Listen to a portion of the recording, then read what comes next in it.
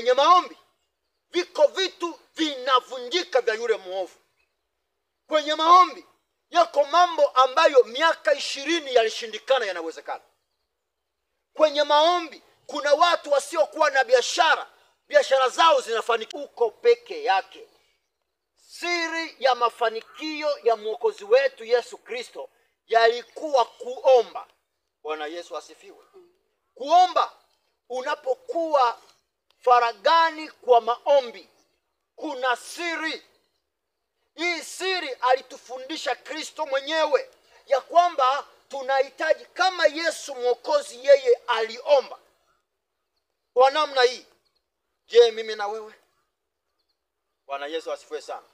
Na yeye akasema, mkiomba kwa jina langu, mimi nitafanya nini? Nitatenda. Tuko hapa kwa ajili ya kudai ahadi za Mwokozi. Bwana Yesu asifiwe sana. Amen. Yeye alituachia kielelezo ya kwamba tuombe. Mara nyingi Yesu amekuwa akisema, kesheni mkafanya nini? Mkaombe. Mkristo anayehitaji ushindi, Mkristo anayehitaji kubomoa viambaza ambavyo vimefungwa maisha fulani katika maeneo anayoishi, Mkristo ambaye anahitaji kupita mahali pagumu ambapo hapapitiki, anapaswa kuomba. Bwana Yesu asifiwe. Ndio rafiki, kama unahitaji ushindi ni kuomba. Na kama unafikiri unaweza kushinda bila kuomba, utakwama. Watoto, kama mnahitaji ushindi ni kuomba.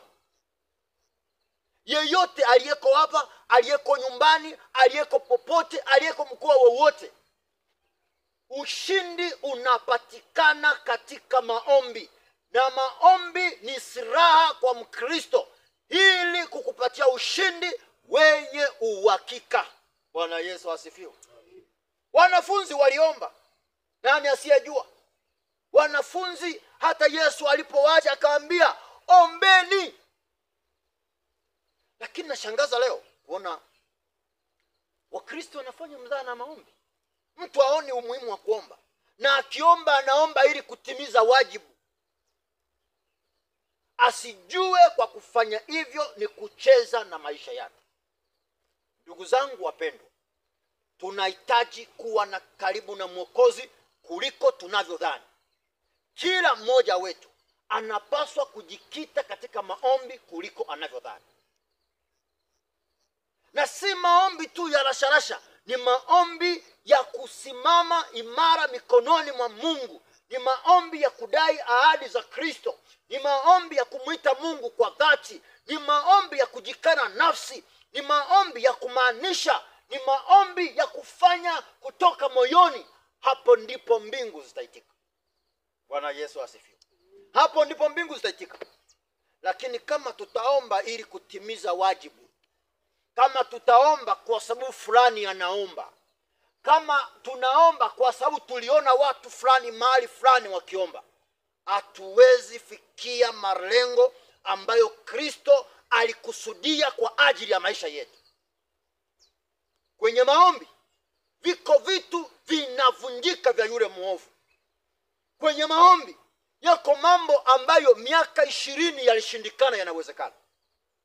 Kwenye maombi kuna watu wasiokuwa na biashara zao zinafanikiwa. Biashara zao zinatendeka. Kuna watu ambao maisha yao yalikuwa yameharibika kabisa. Leo Bwana anayauisha maisha yale kwa sababu ya watu waliojidhatiti katika maombi. Bwana Yesu asifiwe sana. Wangapi wanasema kwa siku ya leo Bwana atatenda? Mungu awabariki sana. Na leo tumekuja mahali hapa kumuita Mungu. Tutamuita Mungu kwa ajili ya familia zetu. Tutamuita Mungu kwa ajili ya watoto wetu. Tutamuita Mungu kwa ajili ya biashara zetu. Tutamuita Mungu kwa ajili ya mipango yetu. Na niwahakikishie Bwana ni mwaminifu, na yeye ahadi zake ni za kweli, atafanya. Haleluya jamani. Katika milima kama hii hapa Bwana ametenda makubwa. Si jana, sio juzi. Tangu tangu kipindi hicho na sasa na hata milele. Bwana ataendelea kufanya. Bwana anataka nini kwako? Anataka umwamini. Haleluya jamani. Mama, Bwana anataka umwamini. Uweke imani yako kwake. Si kwangu, si kwa mchungaji fulani. Weka imani kwa Kristo. Ukiweka imani kwa Kristo, kwa vyovyote vile Bwana atafungua njia zilizofungwa. Bwana atatenda mambo ambayo wewe ulikuwa ukusudii kwamba yangeweza kutendeka. Kwa nini? Ni ahadi yake. Na niwaambie watu mlioko hapa, Mungu wetu ni mwaminifu. Mungu wetu ni mwaminifu kuliko ambavyo umedhani.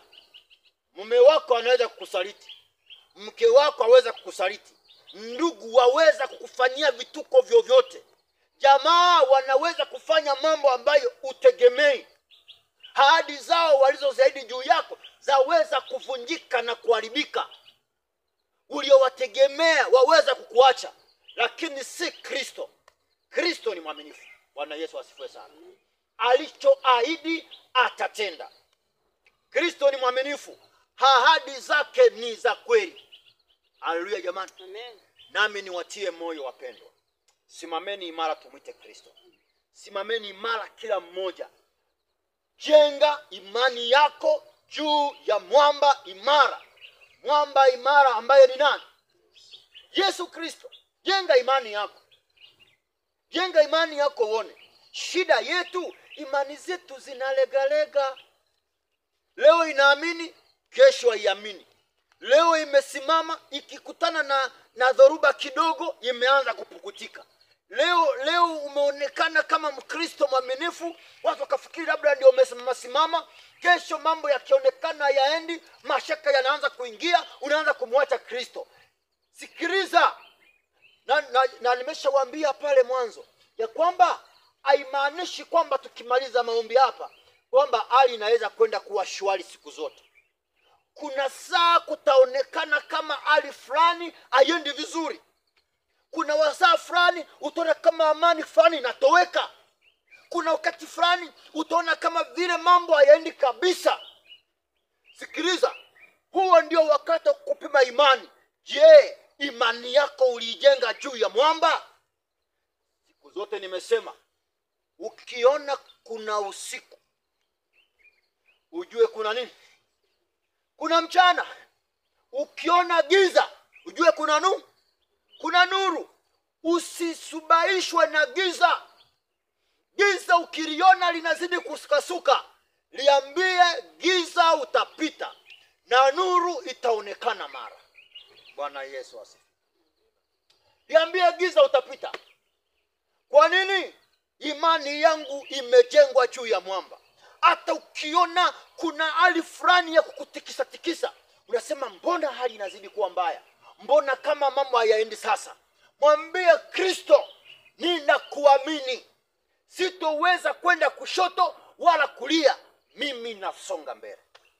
Na acha niwaambie nyinyi mliofika hapa leo, Mungu wetu ni mwaminifu.